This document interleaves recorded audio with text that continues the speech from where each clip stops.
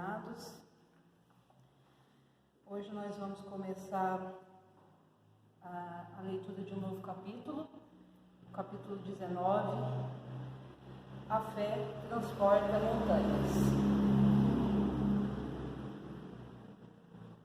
E eu vou falar para vocês a respeito do poder da fé e a fé religiosa, condição da fé inabalável.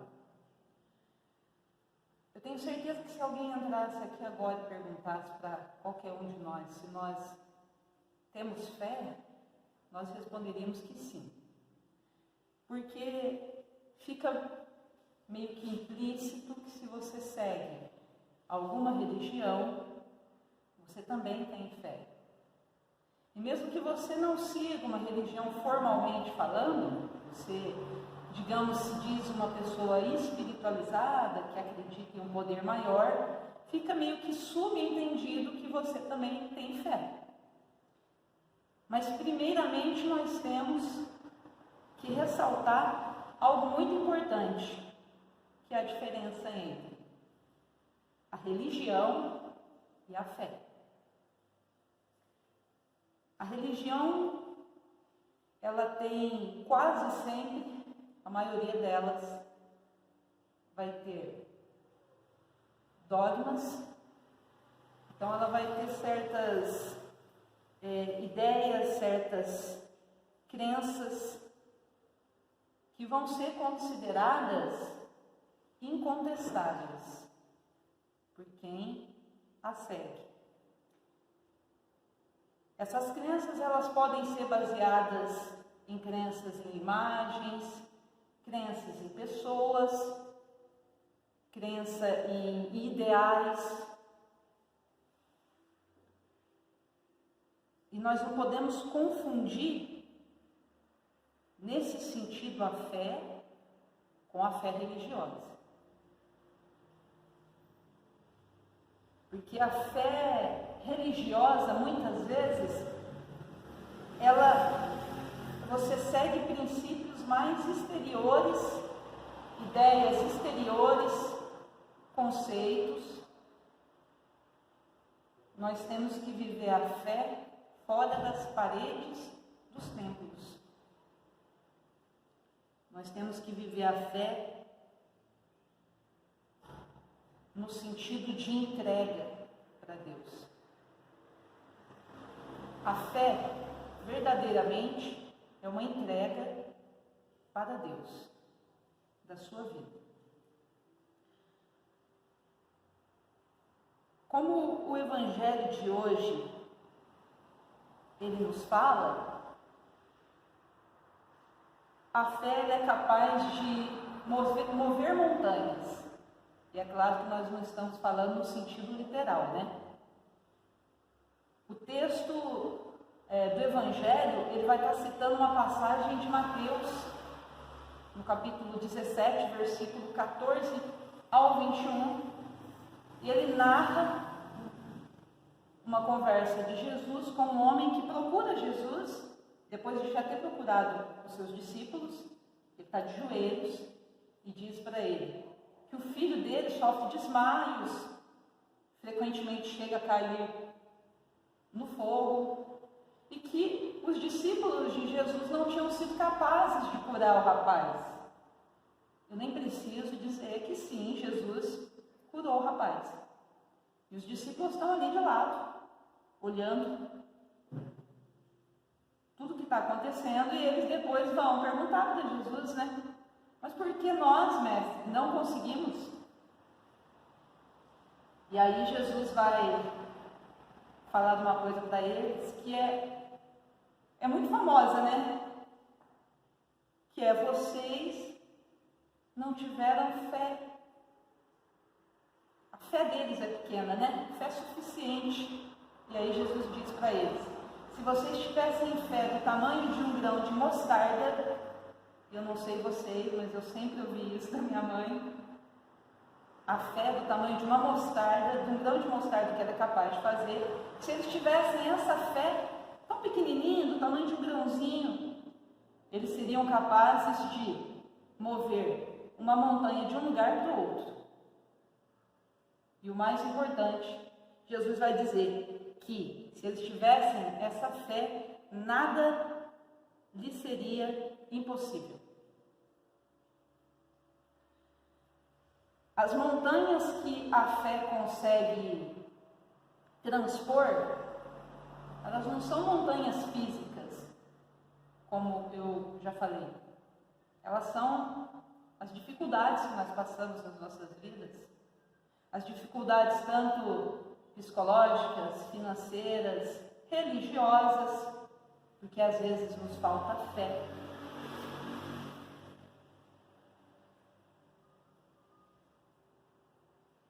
E se nós nos entregarmos de uma maneira verdadeira a essa fé, nós vamos conseguir superar todas essas dificuldades com muito mais facilidade.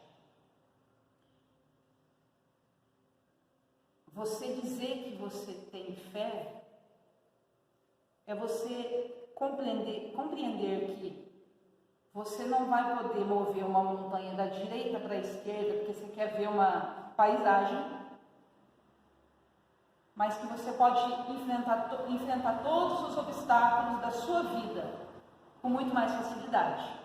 Porque quando a gente passa por eles, tendo a certeza de que Deus está com a gente, porque Deus está, mas às vezes a gente falha e não acredita que Ele está. Essa é a questão. Se nós tivermos essa fé, nós vamos passar por doenças, separações, dificuldades financeiras, pela pandemia, com muito mais facilidade. Porque você vai ter sustentação para levar a tua vida.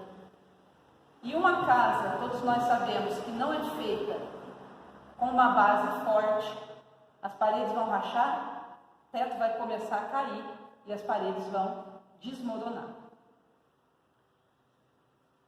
A pessoa que ela tem fé, uma fé verdadeira, ela vai passar por todas essas tribulações,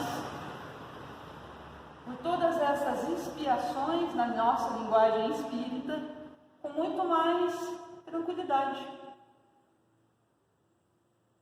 E eu não estou falando aqui da aceitação no sentido de que tudo que vinha eu vou levando e eu vou aceitando. Eu estou falando da aceitação no sentido de não se revoltar. Eu quebrei, eu perdi tudo que eu tinha. Não se revoltar. A pessoa da qual eu estava me casando, que eu estava casada há 20 anos, por sei lá, eu não consigo compreender por que ele deixou. Eu não me revolto. Meu filho morreu, desencarnou, e eu não me revolto.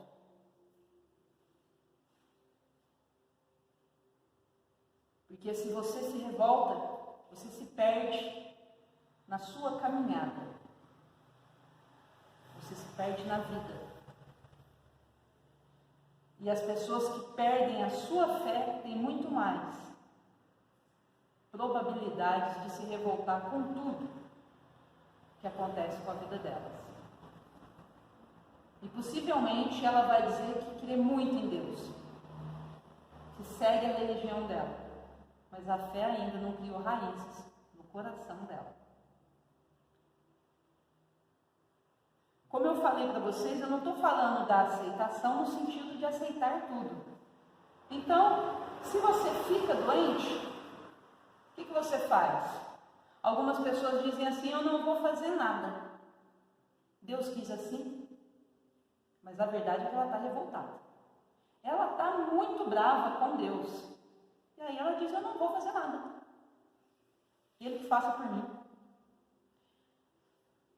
Aceitação das provações é, fiquei doente, eu vou fazer tudo que a medicina do homem estiver no alcance para poder me curar. Sabendo que os médicos, toda a ciência só existe porque Deus nos deu inteligência, capacidade e missão para aquela pessoa fazer aquilo. Se eu nascer em uma família muito humilde,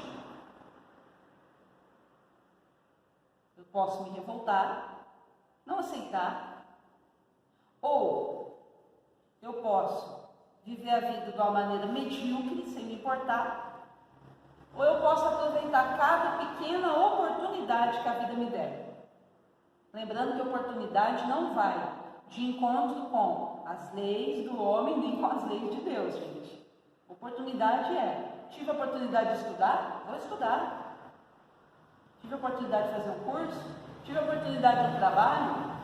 Mas nunca se esquecendo, sem perder jamais a fé em Deus. E a capacidade de entender que Ele está do nosso lado, mesmo que nós, e essa é uma opinião nossa, vamos nos lembrar disso, achemos que a prova é muito fácil ou muito difícil, e quase sempre a gente vai achar ela difícil. Você não vai perguntar para ninguém, ela vai falar assim, é fácil. A Sociedade de Cardiologia do Estado de São Paulo, a SUCESP, ela fez uma pesquisa, realizou uma pesquisa, um estudo, aliás, a respeito da influência da espiritualidade e de quanto pessoas espiritualizadas, então, que têm mais compaixão, maior capacidade de perdão, e como essa espiritualidade impacta na cura e no enfrentamento delas diante de uma doença. É muito interessante fazer só uma observação, como a espiritualidade, ela faz tudo certinho, né? Que eu li essa reportagem é da revista Veja, e passou-se uma semana eu li lá qual que seria o tema da minha palestra. E eu só dei uma risadinha e falei, já estão me dando uns toques para me falar alguma coisa mais certa, né? Mas voltando aqui, eles fizeram esse estudo, e esse estudo da Sociedade de Cardiologia do Estado de São Paulo, que é uma das mais respeitadas do Brasil e do mundo, ele traz aí mais de 350 fala sobre mais de 350 de outros estudos internacionais. E um deles, um dos mais importantes, é de Harvard. Ela também estuda como a espiritualidade impacta na saúde das pessoas. Eu achei muito interessante porque, se nós formos pensar, a medicina ela nunca colocou a fé, a espiritualidade, a religiosidade, como a pessoa muito bem quiser falar, como algo que pudesse fazer bem para a saúde, como algo que pudesse mudar um quadro de uma doença. Mas isso está mudando cada vez mais. A gente vê muitos médicos muito espiritualizados e a gente não via isso. E acima de tudo, o que nós vamos ver todos os dias nas revistas científicas, em artigos, é a ciência comprovando a existência de Deus. E a ciência comprovando o quanto, quando o homem entrega a sua vida na mão desse Deus, ele consegue fazer coisas absurdas, coisas que os outros seres humanos achavam que era impossível. E fazendo aqui a preparação da minha palestra, eu me lembrei de um livro que eu gosto muito pessoalmente, que eu sempre lendo ele, que é o livro Pensamento e Vida, que é um livro que vai falar a respeito de como os nossos pensamentos influenciam na nossa vida. E o capítulo 15 desse livro, que tem o título de Saúde, vai falar diretamente do impacto dos pensamentos, dos nossos sentimentos na saúde, na nossa saúde. E eu separei aqui 2 trechinhos só para me ler para vocês.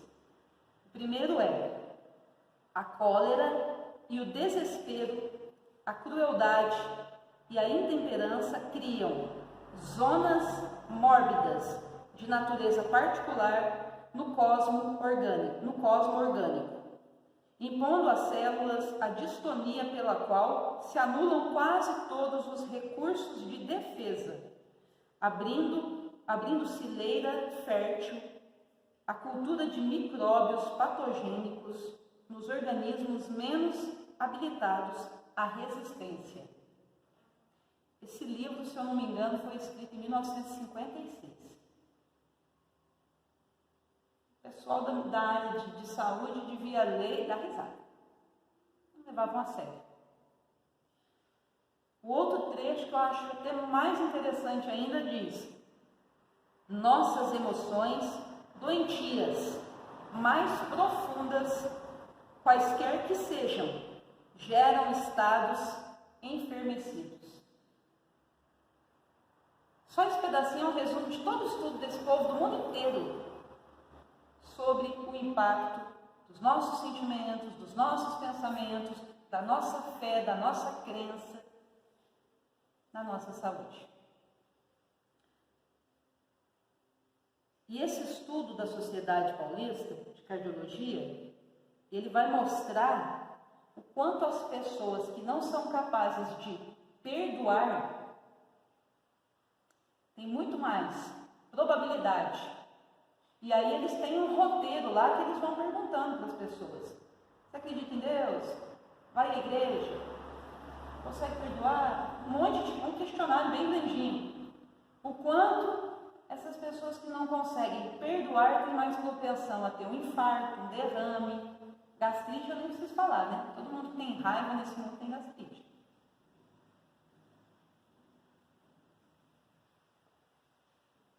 Interessante que Emmanuel já tinha falado isso tudo lá naquele livro de 1956, se eu não me engano, gente. O estudo de Harvard vai mostrar que as pessoas que vão à igreja, independente da igreja, do culto, da crença que elas sigam,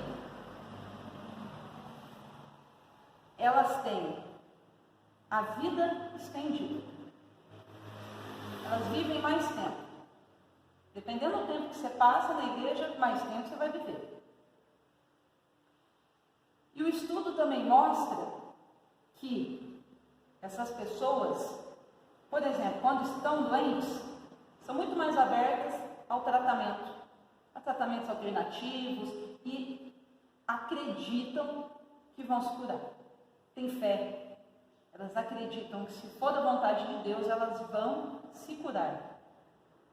E quando isso não acontece, porque nem todo mundo vai se curar, nós sabemos, muitas vezes as pessoas, talvez a gente vai ter que passar por isso, tem que ter uma doença, passar por aquilo, vivenciar aquilo e vir a desencarnar por aquilo. É lição, tem que ser cumprida. Mas elas passam por tudo isso com mais tranquilidade e sem revolta. E eu penso que é porque elas têm fé.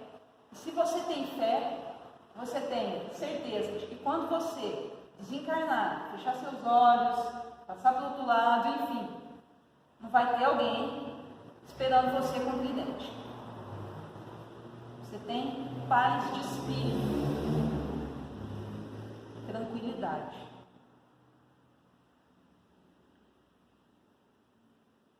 Eu achei interessante falar isso para vocês hoje, quando eu estou fazendo essa palestra a respeito de fé, porque tem pessoas que precisam de dados, de comprovação científica, para acreditar em algo que nós ouvimos de todo mundo que tem fé, que é: fica calmo, porque no tempo de Deus, na hora certa, as coisas vão se ajeitar, as coisas vão dar certo.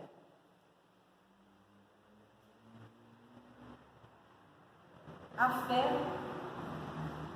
ela é uma ligação profunda com Deus.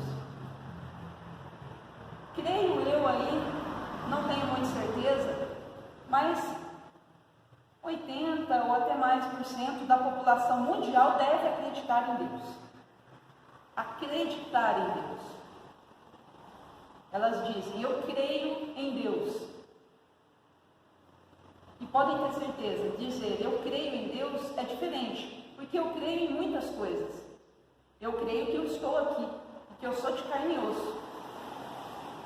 Eu creio que o sol existe. Mas fé é entrega. Fé é mais que crer.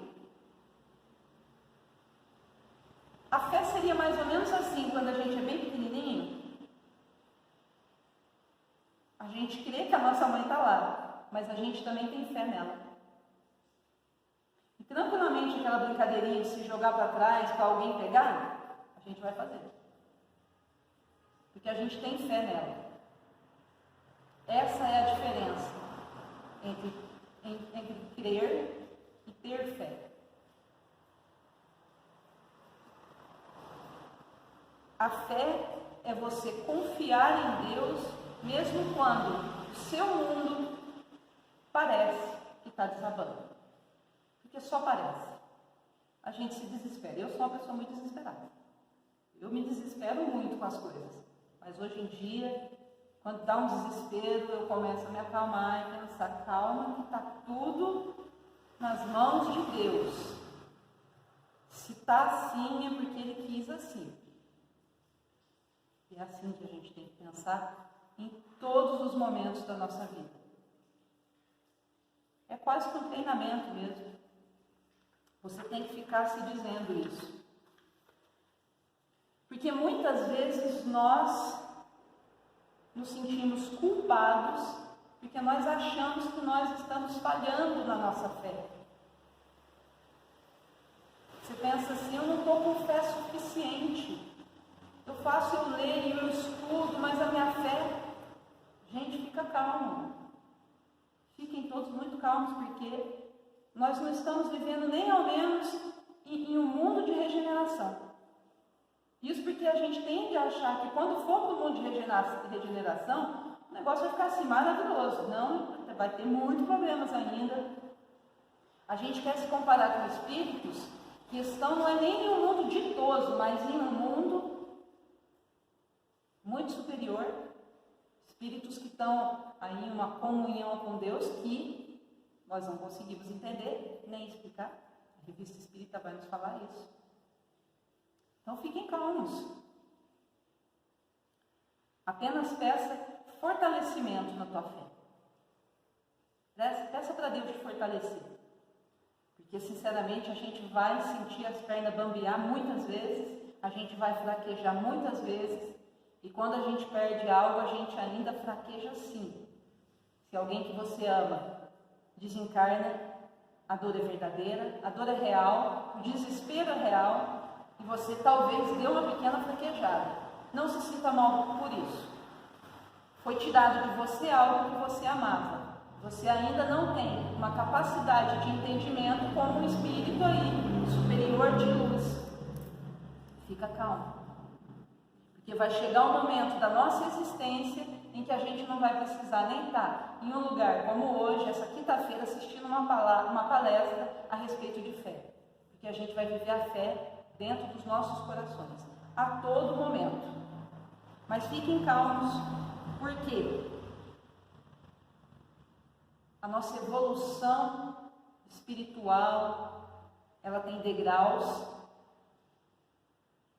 E a cada degrau que a gente sobe, a gente vai viver uma experiência religiosa diferente.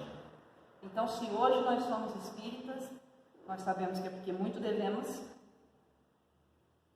mas nós já tivemos outras. Muçulmanos, judeus, tanta coisa. Budistas. Então, fiquem calmos. Porque não dá para pedir também para todo mundo ter a mesma evolução espiritual e a mesma fé. Se cada um está no patamar, tem espírito aí que ouviu Jesus falar e tem uns que começaram a caminhar agora. Quem será que está mais preparado? Existe uma grande probabilidade, assim esperamos, que quem escutou Jesus, né? Pessoalmente ali em carne e osso.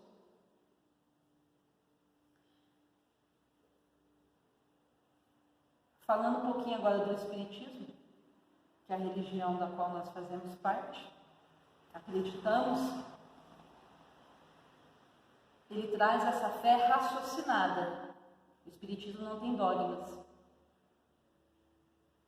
Talvez se a gente pudesse entender mais ou menos, assim, uma ideia muito rarefeita sobre um dogma do Espiritismo seria a caridade. Mas o Espiritismo não tem dogmas, ele deixa muito claro isso. É uma religião que veio trazer respostas para dúvidas que, quando o ser humano passou a ter um pensamento contínuo, né? Quando o ser, aliás, espiritual passou a ter um pensamento contínuo, ele começou a se perguntar: de onde que eu vim? Para onde que eu vou? E aí pedra começou a virar Deus, lua começou a virar Deus, necessidade de algo maior. Porque a gente carrega desde sempre. Por isso existiram as fés, as religiões pagãs e tudo mais. Necessidade de encontro com algo maior, porque o sentimento está dentro da gente. Existe algo maior que eu. Eu não sou nem um grãozinho de mostarda perto de tudo, ainda. Mas a gente tem que tomar muito cuidado, sendo espíritas, para a gente não cometer o mesmo erro que tantos outros cometeram em outras religiões, que é achar que a única religião que vai trazer salvação para o mundo e para os homens é o Espiritismo. E que a partir do momento em que uma pessoa vai em qualquer religião e aquilo traz para ela paz de espírito, e ela congrega junto a Deus, ela segue os ensinamentos de Jesus e ela pratica todos os ensinamentos dele, ela entendeu o que é fé. Ela entendeu o que é o amor ao próximo. Então aquela religião fez o papel dela, porque ela tem um papel, que é o papel de fazer uma ligação do ser que está aqui, pititinho, com Deus. A gente tem que tomar muito cuidado, nós espíritas, para não sermos tomados pela vaidade e pelo fanatismo. Porque existem também espíritas fanáticos, que discutem religião, que o resto para eles é nada, insignificante, não tem valor. E todo o conjunto da obra, desde o momento, aí a gente pensa em escrituras do Primeiro Testamento até hoje, tudo é uma história só, sem ponto nem vírgula. A gente aqui é que tem a mania de botar tudo separadinho. É tudo continuidade de uma coisa da outra. Foi necessário lá dar o primeiro passo para chegar até aqui. Então é muito importante a gente ter essa certeza, para que a gente não cometa erros que a gente já deve ter cometido em outras encarnações. De achar que a nossa religião ela era a única, soberana sobre as outras. Mas o mais importante de tudo isso, a respeito da fé, é que a gente se cobra, as pessoas nos cobram, mas Deus não nos cobra. Deus não cobra templos cheios de ouro. Deus não cobra vestes diferentes para poder falar com Ele. Deus não cobra nada. Ele só necessita que você entregue seu coração e aceite o amor dele na sua vida. Mais nada. E como eu gosto muito de música, e toda vez que eu estou fazendo uma palestra, estou escutando uma música que me fica remetendo, estava escutando uma música do Gilberto Gil, que ela chama Anda com Fé. Vocês conhecem? E eu amo aquela música. E eu vou ler, que é o refrão que ele diz. Se eu dou uma cantadaladinha só, tá? Andar com fé eu vou, que a fé não costuma falhar.